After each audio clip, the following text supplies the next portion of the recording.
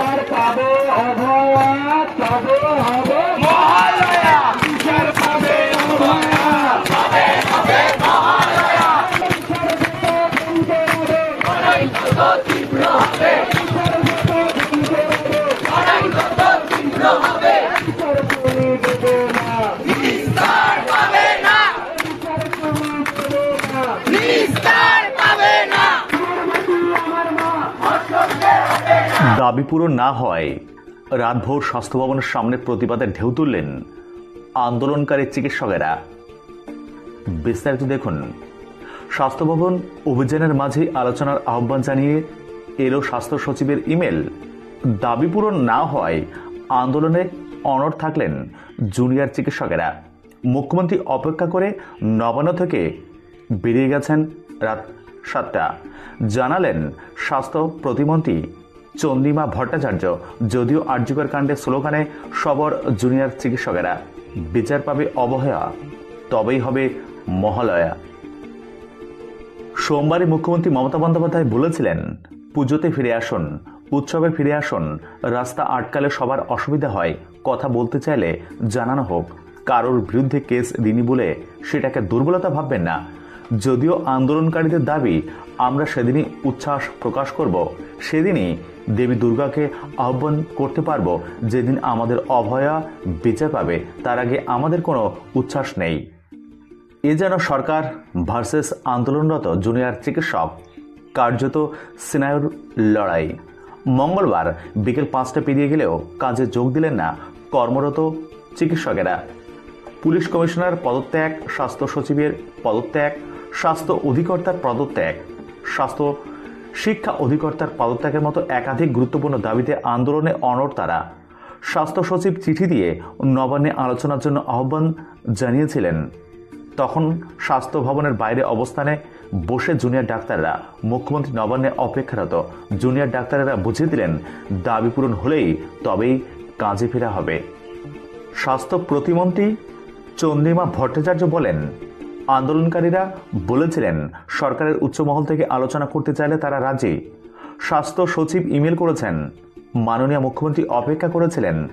আন্দোলনরত চিকিৎসকদের থেকে কোনো খবর পাওয়া যায়নি, কোনো ইমেল উত্তর আসেনি। ফলে মাননীয় মুখ্যমন্ত্রী 7:30 অবধি অপেক্ষা করে নবান্ন থেকে বেরিয়ে গেছেন। আন্দোলনরত জুনিয়র চিকিৎসকরা বলেন, অনেকেই দেখেছেন যে WBJDF এর মেল যে অ্যাকাউন্ট, সেখানে একটি মেল এসেছে এবং অত্যন্ত আশ্চর্যজনক ভাবে সেই মেলটি এসেছে। আজকে আমরা স্বাস্থ্য ভবন অভিযানে এসেছিলাম, আমাদের যে 5টি দাবি এবং তার সাথে সাথে মিলিয়ে DHS, DME এবং হেলথ সেক্রেটারির পদত্যাগের দাবি নিয়ে আমরা অত্যন্ত আশ্চর্য হয়ে দেখলাম যে সেই হেলথ সেক্রেটারির মেল থেকেই আবার একটি মেল আমাদের এখানে করা হয়েছে এবং একটা বক্তব্য সেখানে জানানো হয়েছে হেলথ সেক্রেটারির পক্ষ থেকে যে যদি আমরা চাই তাহলে নাকি আ স্মল ডেলিগেশন টিম, ব্র্যাকেটে লেখা নট মোর দেন 10 জন, তারা নবান্নে আমরা যেতে পারি to discuss with higher government officials. আমরা কয়েকটা কথা স্পষ্ট করতে চাই। 1 নম্বর, এই যে মেলটি এসেছে, আমরা কিন্তু কালকে থেকে বলছি যে আমাদের এই 5 দফা দাবি নিয়ে গভর্নমেন্ট কোনো একটা সদর্থক বার্তা দিক, কিন্তু হেলথ সেক্রেটারির মেল থেকে এই যে মেল এলো, এটাকে কোনো সদর্থক বার্তা হিসেবে আমরা একদমই দেখছি না। আমরা এর আগে লালবাজারে যখন গিয়েছিলাম, পুলিশ কমিশনারকে তার পদত্যাগের দাবিতে ডেপুটেশন তার হাতেই দিয়েছিলাম।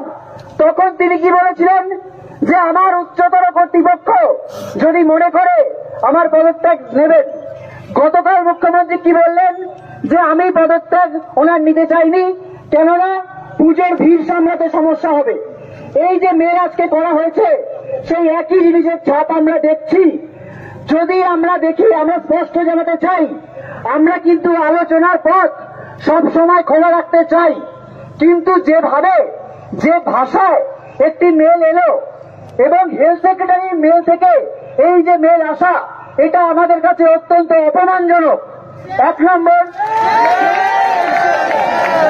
2 নম্বর, ঠিক যেভাবে বলা হলো a small delegation team, not more than 10 জন, এই ব্যাপারটাকেও আমরা অত্যন্ত অসম্মানজনক মনে করছি।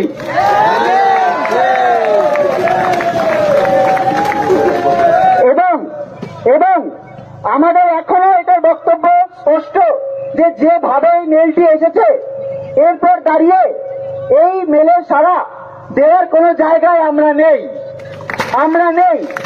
কিন্তু একথাটাই আমরা মনে করিয়ে দিতে চাই, যদি কোনোভাবে রাজ্য সরকার এরপরেও কোনো সদর্থক ভূমিকা রেখে কোনো সদিচ্ছার বার্তা জানান, যদি ঊর্ধ্বতন কর্তৃপক্ষ আমাদের এই 5টা দাবি, যার কাছে গেলে আসলে সমস্যার সমাধান হবে বলে এই নিম্নতর কর্তৃপক্ষরা বলছেন, বিনীত গোয়েল জানিয়েছিলেন, ডিএমই ডিএইচএস বলছেন, যদি তাদের তরফে কোনো সদর্থক কোনো বার্তা আমরা পাই, তাহলে সেক্ষেত্রে আমরা কোথাও যাব কিনা সেটা সবার সাথে আলোচনা করে আমরা ভেবে দেখতে পারি।